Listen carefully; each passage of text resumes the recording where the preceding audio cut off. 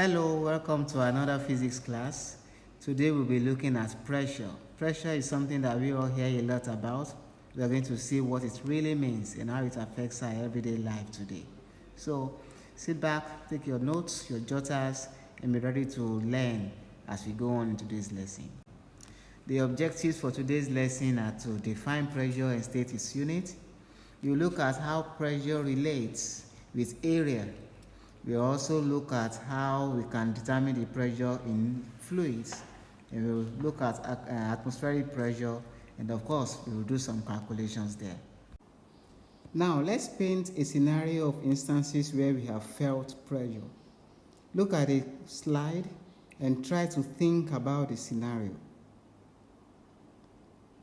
You will find that definitely a stiletto heel will pain you more than a flat-soled shoe or a pair of sneakers in this case, despite the fact that both are being worn by the same person who has the same weight. What this tells you is that even though the person wearing the two pairs of shoes has the same weight, the area in contact with the floor determines the pressure that will be applied by this person on you. Also, you may have noticed that it is quite easier for you to push a thumbtack or a drawing pin into a piece of wood, whereas no matter how hard you try, you cannot use your thumb to create a hole in the piece of wood. Now, what this tells you is that it is easier for something with a narrow edge, a sharp pointed object, to pierce into another object than it is for your thumb, which has a wider surface, a wider area, to press or to create a hole in that same object. That is also a situation where you will have noticed how pressure relates with area of objects in consideration. So, what then is the definition for pressure? Pressure is defined as the force exerted per unit area of an object. So when you apply a force on an object, say a force of 20 newtons, and the area of the object is, say, 10 meters squared. So you are applying a force of 20 newtons on an area of 10 meters squared. Now, what fraction of your force will act on an area of 1 meter squared of that object? What fraction of that 20 newtons will act on a 1 meter squared area, a unit area? That fraction is what is called the pressure. So pressure is defined as the force exerted per unit area, per one area of an object. It is measured in pascals, and 1 pascal is equivalent to 1 newton per meter squared. I have to say here that another unit for pressure is newton per centimeter squared, and that is the units you will have if you have worked with your area in centimeters squared. However, newton per centimeter squared is not equivalent to pascal. So if you have worked with centimeters, you leave your unit as newton per centimeter squared. Do not solve and get answer in newton per centimeter squared, and then you now say you want to change that unit to pascal. Before you can have pascal, you must have worked with your area in meter squared. But if not, just leave your unit as newton per centimeter squared. Now let's look at this example. We are asked to calculate the pressure exerted by a knife of cross-sectional area 0.002 meters squared. And then the force being exerted on the knife is 50 newton. From what we just looked at, simple. Pressure is force divided by area. So if you just do that, you have 50 divided by 0.002, that will give you 25,000 newtons per meter squared. Here is a question for you to try. We have a girl whose feet is on the ground, and the mass of the girl is 50 kilograms. You are asked to calculate the pressure when the girl stands on the soles of both of her shoes, which are high heel, and the soles of both of her shoes, which are flat sole. Now, in this case, the weight of the girl is going to be the same. Do not forget that what you have here is mass, but pressure is force over area, not mass over area. So don't just say mass over area. Don't just use 50 kg and then divide by area. You must convert that 50 kg to weight. Weight is the force. That is why you are given a hint that acceleration due to gravity is 10 meters per second squared. Also, it is advisable for you to convert your centimeter squared to meter squared. And for those who do not know, 1 meter squared is equal to 10,000 centimeters squared. I say that again. 1 meter squared is equal to 10,000 centimeters squared. So given that, you can now easily use that to convert the areas you have here. And if you do your questions, if you do the question properly, you'll find the answers for A and B to be what it is as it is written here on the slide. Now you will notice from here that you have a higher pressure when the area is smaller. So what I mean is that in a situation where the girl puts on a high heel shoe, the area of the sole of her shoe in contact with the ground in that case is smaller. The pressure on that point will be higher.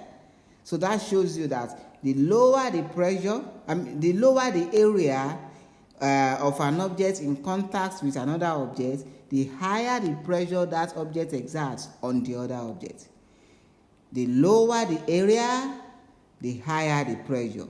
But the higher the area, the lower the pressure. Now, let's look at pressure in liquids. Unlike solids, which exert pressure only downwards, liquids exert pressure in all directions. So, liquids can exert pressure sideways, upwards, downwards, in all directions. Now, characteristics of liquid pressure are that 1. The pressure at all points at the same depth in a liquid is the same. So, in a liquid, the same liquid, let's say water in a particular swimming pool, if you and some other swimmers are at the same depth in that pool, you all will experience the same pressure. Now, secondly, pressure in a liquid increases in direction to the depth of the liquid. So what that means is that if you and your co-swimmers were still in that pool, but one of you was at the surface, another person was in between, somewhere in the middle depth, and then you now have the third person who is at the very bottom of the pool, you will all experience different pressures based on the depth you are. That means the person who is deeper in the liquid will experience more depth. And then thirdly, pressure in different liquids, but at the same depth, varies directly with the density of the liquid. So if you were in a swimming pool, someone else was in maybe some other kind of salt solution in another location, and maybe some other person was in another kind of liquid, maybe rather than water, maybe the person was in maybe a sugar solution. Now, based on the densities of this liquid, even if the three of you are at the same depth in the liquids that you are in, you will still experience different pressures because the liquids that you are in have different densities. If you compare these third points with the first point, you see that the difference here is that in the first point, you all are in the same pool. And you are at the same depth in the same pool. So you all have the same pressure. But in the third point here, you are in different liquids, different pools, so to speak, that have different densities. So even though you are at the same depth, you will experience different pressures based on the densities of these liquids that you are in. What then is the formula for pressure in liquids. We have to do some derivation here, but I'll take you through it. First, we already said that pressure is force divided by area. Force divided by area. And from our previous lessons also, we know that density is equal to mass over volume. Pressure is force over area. Density is mass over volume. Now, if you look at density is mass over volume, and you try to make mass subject of that formula, your mass will be equal to volume times density. And you know that volume is area times height. If you recall, volume is length times breadth times height. And length times breadth is area. So volume is area times height. So that means that mass can be given as area times height times density. Now, recall also that F equals mg. That means force is equal to mass times acceleration. In this case, acceleration being the acceleration due to gravity.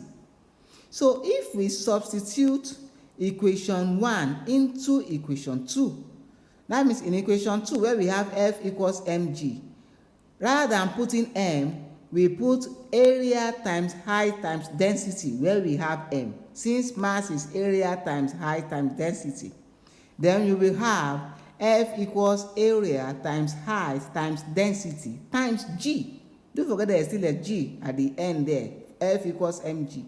So, if you now put equation 3 in the formula for solid pressure, and the formula for solid pressure is what? Force over area. But now our force is area times height times density times g. So pressure is A times H times density times g. And then divided by area, because pressure is force over area. So there's still an area denominator there. So if you do that, you find that the two A's, the numerator A and the denominator A, cancel each other out. And what does that give you? Pressure in a liquid is therefore given as the density of the liquid times the depth of the liquid times the acceleration due to gravity. P equals density times depth times acceleration due to gravity. That is the formula for pressure in liquids. Here we have a solved example on pressure in liquids. It says a jar 40 meter deep is full of liquid of relative density 1.3. At what depth in the liquid is its pressure equal to the pressure exerted by a column of 5 centimeters of mercury? Now you are given the relative density of mercury. In other words, the question is telling you that the pressure of mercury at 5 centimeters is also the same pressure of the liquid at 40 meters. Pressure of mercury at 5 centimeters is also the same pressure of liquid at the depth you are looking for. Please, because that jar, even though it is 40 meters deep, that means its capacity is 40 meters. It does not mean that the pressure you are looking for is at the bottom. In this question now, the question asks you to find the height. That means definitely it's not that 40 meters that the pressure is being measured at. It's another height, somewhere before that 40 meters. Now, what do? Since the two pressures are the same, we just equate them. Pressure in mercury equals pressure in liquid. Now, what is the pressure in mercury? Density times height, or in this case, depth times g. What is the density of mercury? 13.6. The depth of mercury, 5 centimeters, and g is 10. So you know that you now equate that also to the pressure for the liquid. Density of the liquid is given 1.3. G is 10. You are looking for the depth of that liquid. So since the two pressures are the same, you just equate them, you make H subject of the formula, and you will get the answer at 0.0523 meters. I would like that you also just write down this question by yourself and do it by yourself and see if you are able to get it. Now let's look at atmospheric pressure. Atmospheric pressure. Now, we hear the word atmosphere every day, and that is the entire volume of air around us. So, every volume of air you have around you is the atmosphere. And that extends way up into the skies. Now, the atmosphere consists of a mixture of gases, some dust particles, and then we also have water vapor there in the atmosphere. Now, this atmosphere exerts pressure on the surface of the earth because whether we like it or not, air has a lot of weight. Now, the pressure that is exerted by the atmosphere on the surface of the earth is what is called atmospheric pressure. At sea level means at your ground level, you have the pressure as 10 raised to the power 5 pascals. But that pressure decreases with height. So, somebody will ask me, but we said pressure increases with height. So why is this one decreasing with height? As a matter of fact, what is actually happening here is that at the sea level, you have more height. So as you go up, maybe you climb a mountain or a story building, you are actually reducing your height. And why is that? Because this height, in this case, is not measured from the ground. Rather, it is measured from the tip of the atmosphere, from way up in the sky, where the atmosphere forms a boundary with the stratosphere. So that's where this is measured from. So if you are measuring from that top, it would then make sense to say that the person that is at the sea level on the ground is at a higher depth than the person that is at a higher level, maybe on a mountain top. Because the person on the mountain top is closer to the tip, to the boundary of the atmosphere than the person on the ground. So that is why you will experience a reduction in pressure as you climb a higher height than you would experience if you were on the ground. Now, that explains why we said that it decreases with height. That atmospheric pressure decreases as you go up. Isn't it? Because as you go up, as you climb high points, you are actually reducing the depth between yourself and the sky. Now, take note of that. Now, why don't we feel this pressure? Why don't we feel it?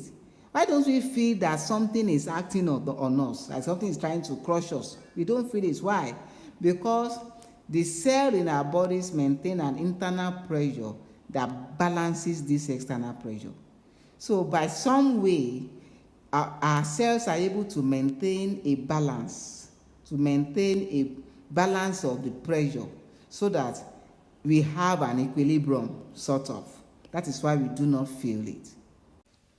Again, let's look at some scenarios in which atmospheric pressure works. A very good example is you boiling some water in an airtight container. An airtight container means that you have expelled all the air molecules from the container. You now lock that container and then you probably pour some hot water or put it in a hot water bath so that will increase the temperature. Now, if you now take that bottle out of that hot environment and put it in a cool environment rapidly, you will find that the container collapses, it crushes. And then the question will be why? Why did this happen? That happened because when you put it in the hot environment initially, you gave the molecules kinetic energy. So they began to move rapidly to fill up the space of the bottle. Now, when you put it in a cool environment, you have rapidly condensed the molecules so that they now have to leave the other places that they occupied and now shrink together. Shrinking together means that they now create empty spaces. And because there's nothing left to fill up those empty spaces, then the atmospheric pressure, external pressure, will now be more than the pressure inside the container. And then the bottle collapses. That is why you experience such a thing. That's a very good effect of atmospheric pressure on an object. Tires, on the other hand, because they are rigid, they can maintain a pressure that is greater than external pressure. So what your tire gauge actually measures, if you have ever seen anyone gauge the tires of an automobile, they measure the pressure that is above the atmospheric pressure. And then another example of how atmospheric pressure works is in balloons. Balloons maintain a pressure equal to the atmospheric pressure. So when you blow air into the balloon, it is the same pressure as atmospheric pressure. That is why the balloon can remain stable. And once you have a pressure difference, the balloon bursts. Now we have come to the end of the lesson. So let us take down these questions for practice. Try to solve them for practice so that you can be sure, be confident that you understand all that you have learned in this lesson. Do not forget also to subscribe to my YouTube page, David Oluwadara on YouTube, and also leave comments there if you do have questions that you would like me to help you solve, or you do have gray areas in this lesson. Do not hesitate to leave comments and I will always get back to you. Thank you so much and see you in another exciting physics lesson.